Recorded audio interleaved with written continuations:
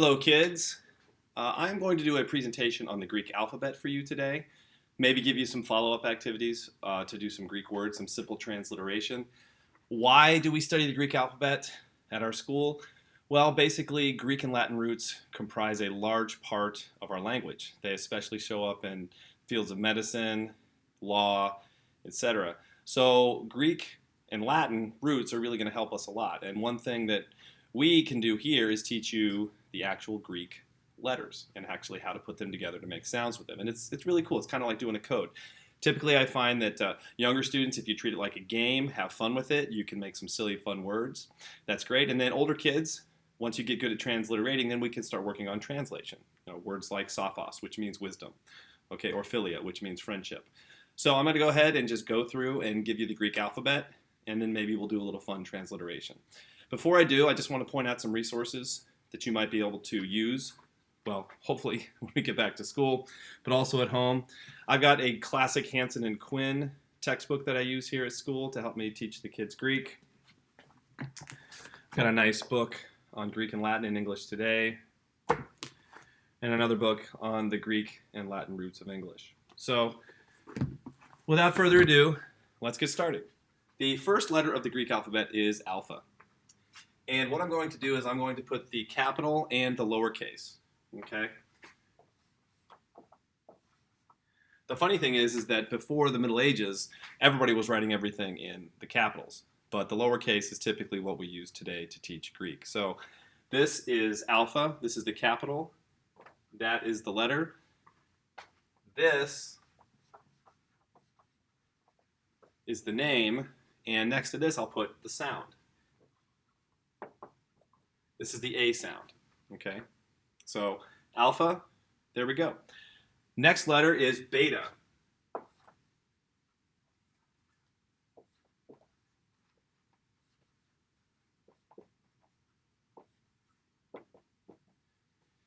Beta is the B sound, as in the Greek word baptizo, which means to wash.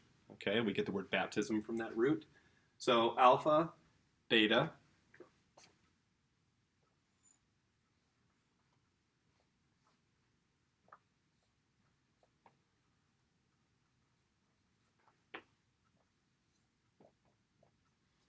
The next letter is gamma.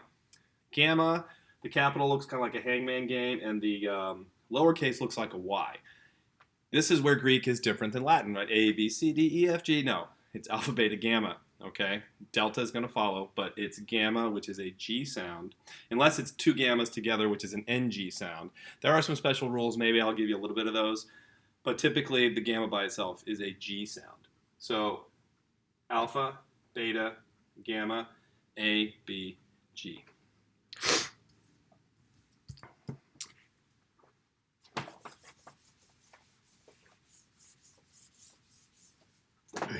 The great thing is you can pause the video wherever you need to.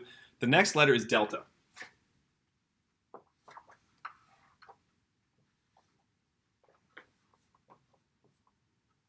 Delta. Oops. And that's the D sound. I forget what I did with the early part of the video, but I'm going to go ahead and put, oh, that's right, I did like this.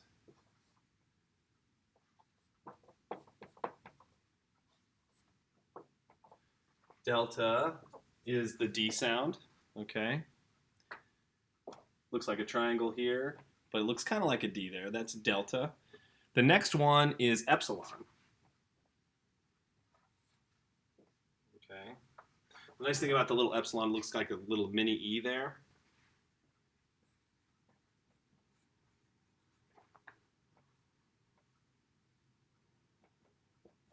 And epsilon is the short E sound, eh.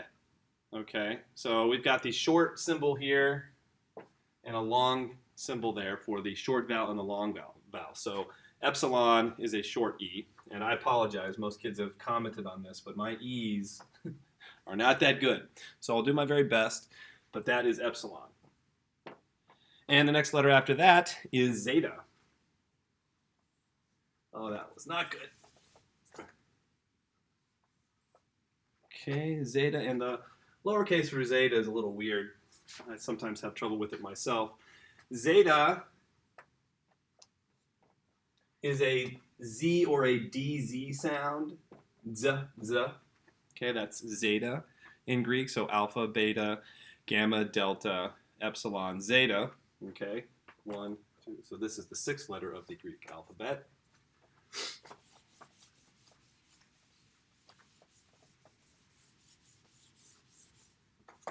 The next letter in the Greek alphabet is eta. Eta is one of the most confusing ones you'll see because the capital looks like an H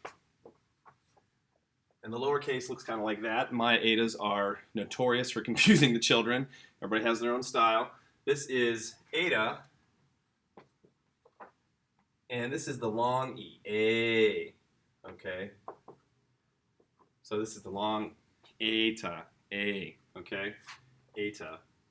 Alpha, beta, gamma, delta, epsilon, zeta, eta, eta. Okay, so there's eta. The next one is theta, which is the first of what we would call a blend, right? Perhaps a diphthong. Blend of two, because it is really the TH sound. More like an aspirated t, but we typically interpret it as a TH sound in English. Theta. The Greek word theos means God, okay? Eta, theta. Okay, and the 9th letter is actually one of the easiest ones. It's iota. Okay, let me make sure I get this right.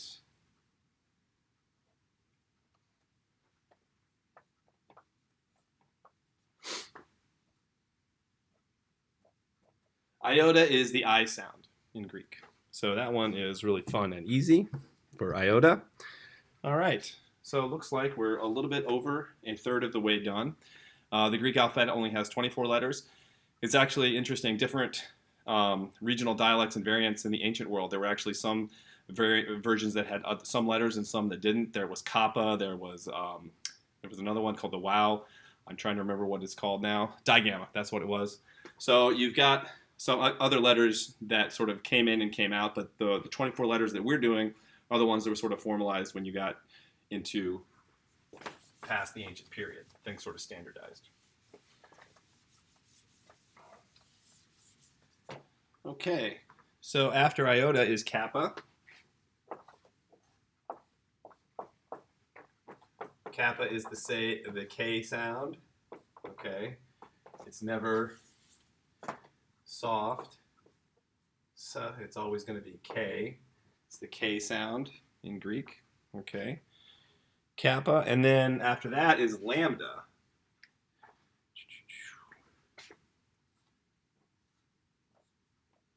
Lambda.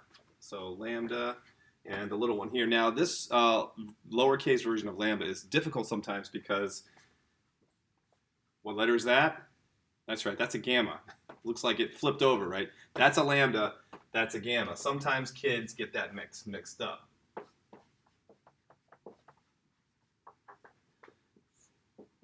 And lambda is the L sound in Greek. Okay. After that, we've got mu. Mu. Okay. Mu is the M sound in Greek.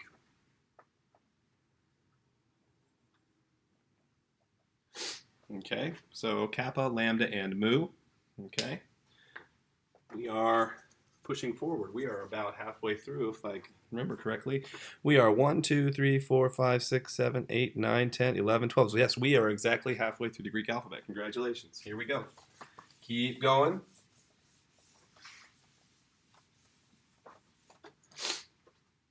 All right, after mu is nu. Nu is difficult because the lowercase looks like a V. Kids oftentimes get this one confused. Okay, but this is the N sound in Greek. Okay, so that is nu. After nu, we have a really interesting letter, xi. This one is a bit confusing sometimes. This is the KSI sound, almost like an X. Okay, and this one we typically usually write, I like to write it like this, or like this. And it has got this sort of KSI, almost X sound to it. Okay. Xi is one of the ones that shows up, and I don't often use it to teach the kids. It's a little more confusing than some, but it's a fun one when you get to know it. The next one is short O, which is Omicron.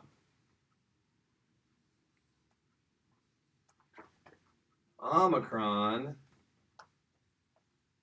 not Unicron. Unicron is a villain in the Transformer universe, but Omicron is not. Omicron is a Greek letter. So Omicron is the short O sound. Okay? Stop. Okay? Stop. S-T-O-P, stop. Short O. Okay? That is as opposed to omega, which is the last letter of the Greek alphabet, which is the long O sound. So we've got Nu, Xi, and Omicron here.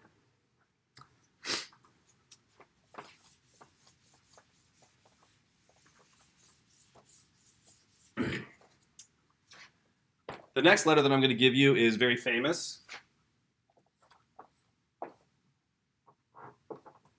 That's right. You know this one. You've seen this in math probably. This is pi. Okay, this is the Greek P sound. Okay. Pi Day, or March 14th, was, I think, a little less than a week ago. So Pi Day. And pi is the P sound in Greek. Okay. Platon, the Greek philosopher Platon. Okay, there we go. So pi. The next letter is actually really confusing to kids because it comes after the P letter, and it looks like a P, but it's actually not. This is the letter Rho. Okay, Rho is the R sound in Greek, and that can be really confusing sometimes for people because they think, oh, it looks like a P. That's P. Actually, that's not.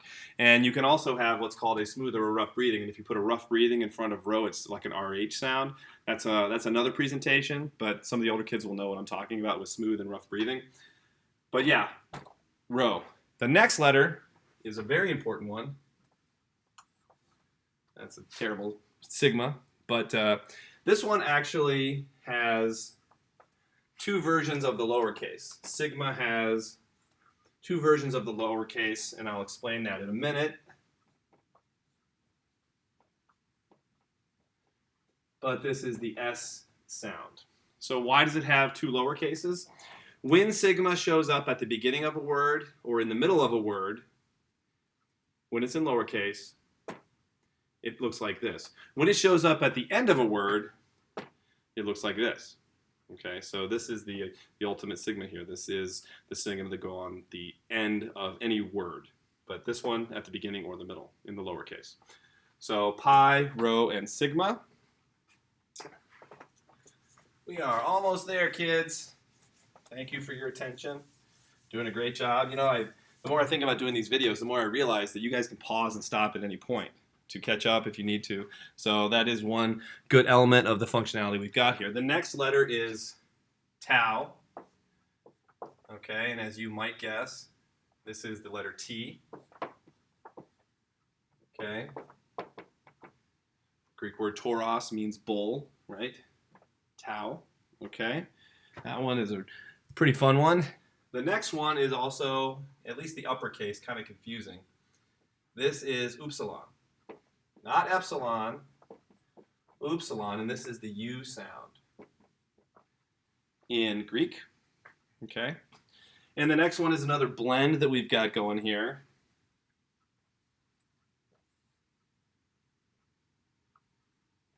This is phi,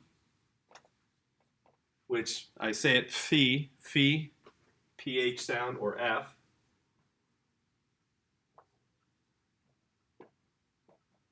Okay, so that is phi. And I think we're about ready for our last three before I start giving some fun exercises here.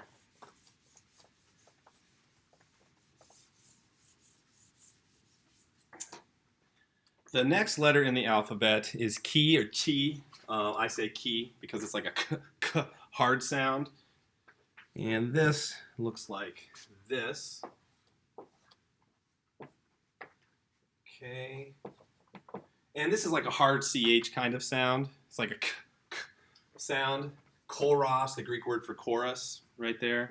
K, k, choros. Okay, so it's sort of a hard CH, not ch so much, but k. It's really with the H there. And remember, English is different. The funny thing is we don't know exactly how the ancient Greek sounded. We can kind of figure out, but we don't know exactly. Modern Greek is different enough from ancient Greek. We don't know exactly what they sounded like. We don't have recordings from back then. So historians and linguists do the best they can to guess how these words sound. The penultimate, or second to last letter in the Greek alphabet is psi.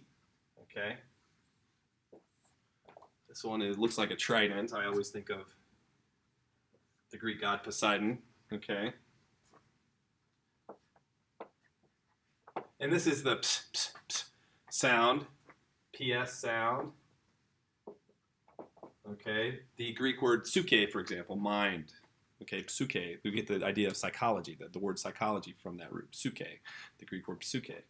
So there's psi, and finally, we get to the last one of my personal favorites, omega. Okay, so this kind of looks like a bridge here, and that looks like a W. So this is omega, and we already had omicron, which is the short O. This would be the long O, omega. Okay, so this is the long O in Greek. And so that's just a basic introduction to the first, or I guess the first, all 24 letters of the Greek alphabet. So what I'm going to do now is I'm going to give you guys some simple transliteration examples to show you how you can start putting Greek together and have fun at home doing this. Third graders, this is going to be especially helpful because when you come up to our program, we do Greek boxes. We expect you to learn the Greek alphabet and be able to transliterate, which is basically take letter to letter correspondence from Greek to English. Not necessarily translation, but transliteration. So let me show you what we're going to do here.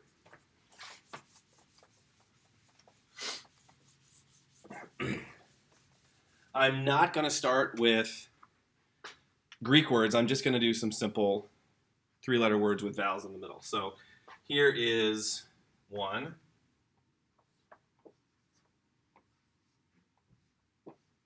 All right, so I wrote that on the board.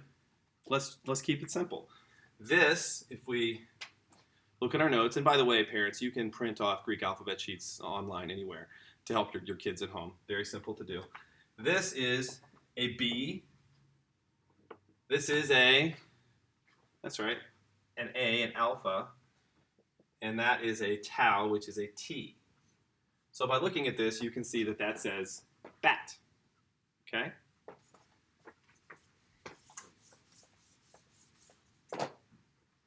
Let's do another one.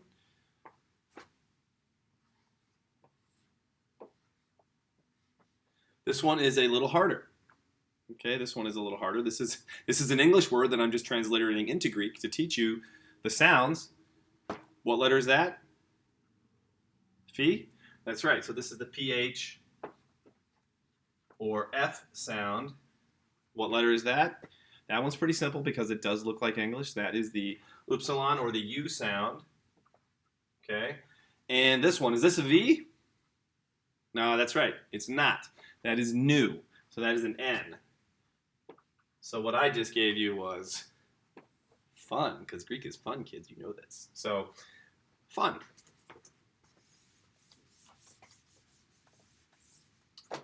Let's do another one.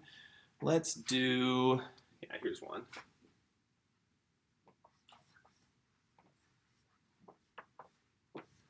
What about that one? Well, if you said zap, you would be correct. Zeta, alpha, pi. Very good. Let me think of another one, simple one to do. Here's one.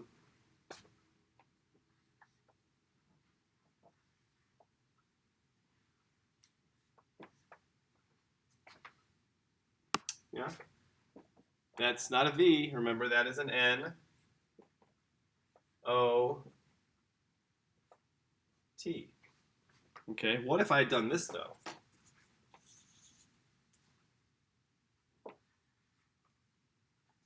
That'd still be an O, but it'd be a long O. Note. Note. Okay? And remember, kids and parents, you can pause these videos anywhere, at any time, to work on some skills. Here's one.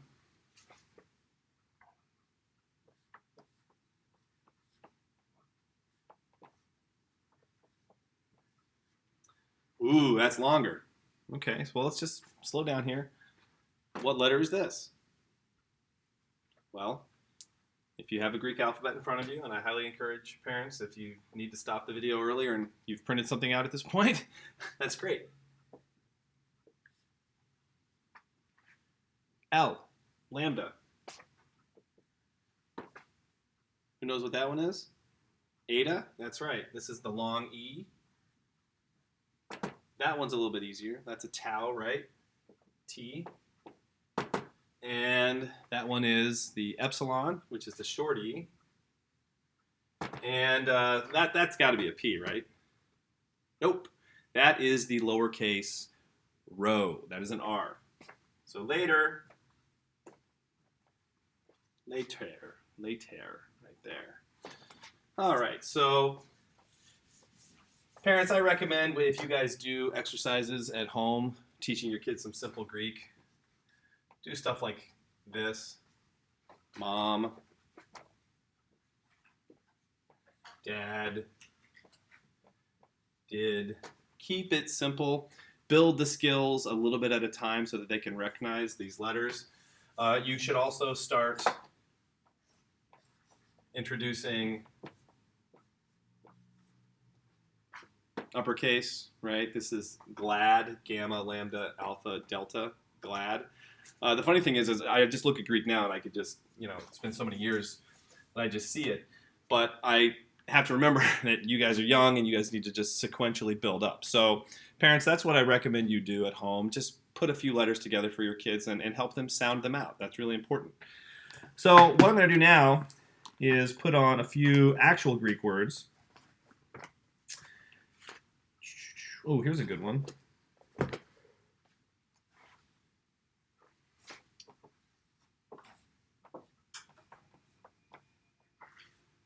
Okay, what does that say? Okay, well, let's transliterate. That is that's right, PH or F sound. That is an I. That's a gamma, right? Nope, it's not. That's a lambda. That is your omicron. And that is your sigma. Your ultimate sigma there. That's the sigma that goes on the end. And that is philos. That is the Greek word for friend. Okay? So that is friend. Let's do another simple one here.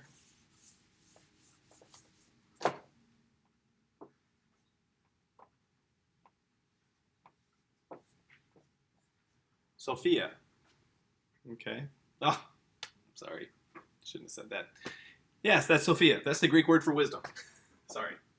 S-O-P-H-I-A.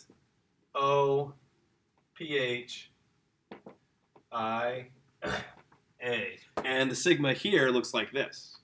Okay. When you have a sigma at the beginning or the middle of a word in lowercase, it looks like this. Sorry about that. I got so excited. I'm just so excited about teaching Greek that I look at the board, I read it. It just is what it is. Let's see here. Ooh, here's a good one.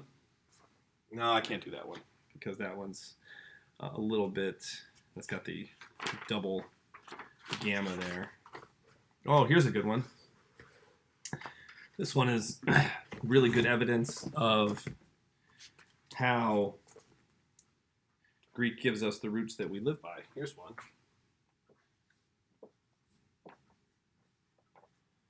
Can you transliterate that one? Well, let's take a look. What is that letter? That's right. Delta. What about that one? It looks kind of like this one, but the curves go in a different way. Maybe make your life easier. I do that a little bit. That's right. That's an eta. It's the long E. What letter is that? If you said mu, you would be correct. And the next one is, of course, Omicron. And then this one, of course, at the end of a sentence, it looks like an S. That's a sigma. And this word is demos. And this is the word for the people. So we get the word democracy, which is rule by the people. The Greek root kratos goes with demos, rule by the people. So, bringing this presentation to an end, I'm going to put 5 words on the board, and I would like it if you could transliterate these words. I would do it on a piece of paper where you write down the words, and then write the English next to it, and then, if you can, give me a translation. So here we go. I'll try to keep this simple, not too simple. I want to challenge some of the older kids, but I also want the younger kids to be okay. Okay. Here's one. Let's do 5 here.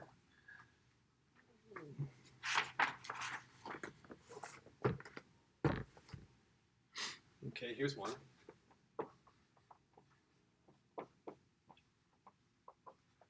Okay, that's a good one.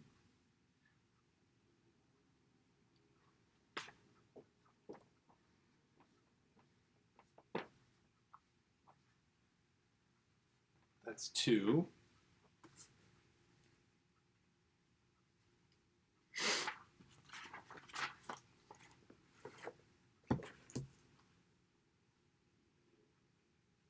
Here's a good one.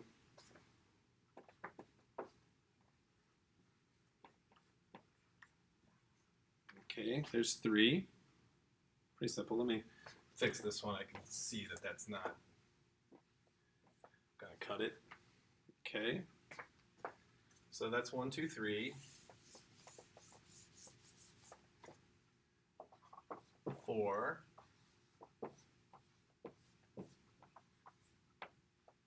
Okay.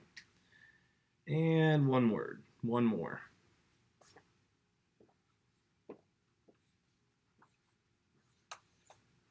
There you go. So these are all Greek words. Now, I did not put any accent marks.